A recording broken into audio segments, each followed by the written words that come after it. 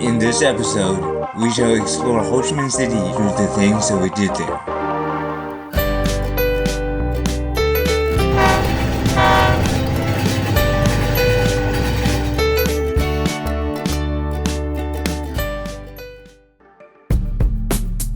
Ho Chi Minh City. 3 days in Mexico. Really? Yeah. And this is from a native of Ho Chi Minh City. We had actually planned for a 4-day stay there. We went in the city in no particular order. The Remnant War Museum. Positioned near the center of Ho Chi Minh City, this museum shows off many of the U.S. military hardware deployed during the Vietnam War and after, mainly on the outside of the museum. And a grand total festival featuring the cruelty of the U.S. war machine and particularly the effects of Agent Orange inside the museum. I wonder how the state historical societies who supplied the museums with photos of U.S. servicemen think of their contribution to anti-American propaganda. One truly mysterious question is, where are all the Vietnamese military hardware, including the infamous SAM missiles? And now it looks like the Vietnamese fought with sticks because these are all American. Yeah, what are the Soviet weapons? The lack of these Soviet-made weapons made it look like the Vietnamese fought with twin-chair battles against overwhelming forces and won. Saigon Eats Tour. The Saigon Eats Tour was a pricey affair. We booked a seafood dinner tour and they sent out people to accompany us in order to sample Vietnam delicacies. We can tell instantly why our hosts are so thin, despite claiming to eat every 3 hours. The effort in which they attempt to extract a tiny morsel of delicacies from the shell of a crab or escargot is much too energy intensive. That, in addition to going to many places plus the traffic they had to survive on the way there.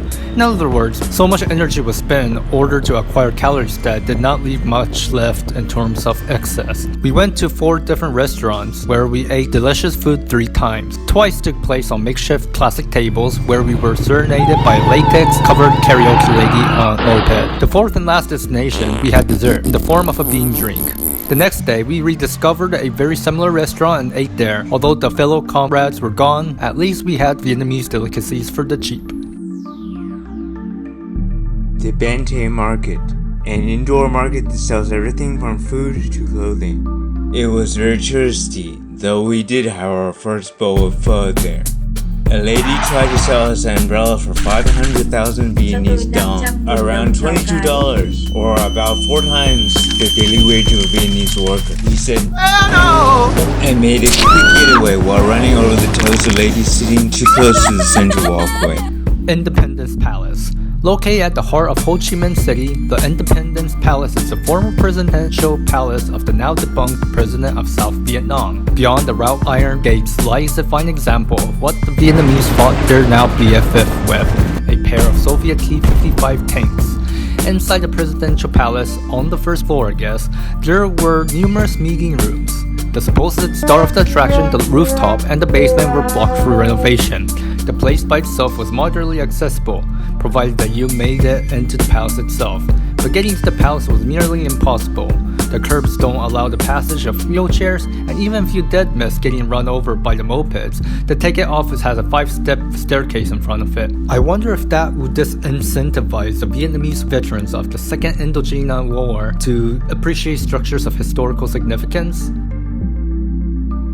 So what do you think of the accessibility of the Independent Palace? I think they're trying their best.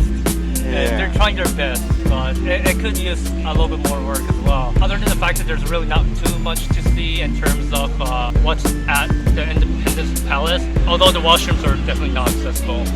Like, their washrooms could definitely use some more work. Yeah, I find getting here very difficult. Yeah, definitely. There's you don't really know which way to go in, and you have to take like a taxi to get here. There's no other way. There's no proper paths for the people with accessibility and mobility issues. Basilique cathédrale Notre-Dame de Saigon. In French, or Cathedral Basilica of Our Lady of the Immaculate Conception of Saigon. It was built between 1863 and 1880 under French rule with absolutely no local materials. The Saigon Cathedral was located only a few blocks away from the aforementioned Independence Palace. Sadly, it was under renovation at the time of our visit, so here are some pictures. Places we did not go. We did not go to the Chi tunnels, which was pretty high up there on things to do in Ho Chi Minh City, according to Travel Advisor. Despite its historical significance, such as being a way to transport Viet Congs from the north to the south, the reason why we did not go was that it was a patchwork of tunnels, including miles of it, which are for crawling only, which was likely to yield very disastrous end result for a disabled person. Nor did we go to a zoo, because if we wanted to see chained up and half-eaten animals, we would have gone to Thailand. Nor the Opera House, because look at those stairs. Nor the Bitexco Financial Tower.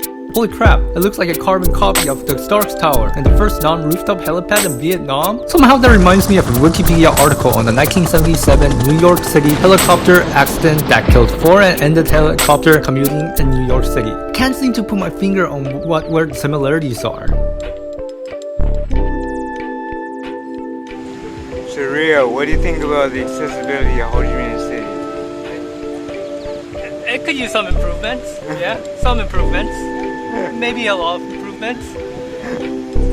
Some places are a little bit more accessible than the others, such as near the downtown town in Quan Wan. Everywhere else is basically like the slums and it's like super like bad. Yeah. Sidewalks. It's basically inaccessible. The sidewalks are all like have cracks and it's like unpaved some of the places, and there's not even like slopes to get onto the sidewalk on some places, and in other places there's like more bikes and more mopeds just like parked all the way alongside it, so you can't even get on it, and the street vendors on it. It's just a chaos. In part 3, to the logs. If you enjoyed this episode, please subscribe, like, and comment, and hit that bell icon for notifications on future videos. If you disagree with any of my expressed opinions, then please write to your heart's content in the comment section below.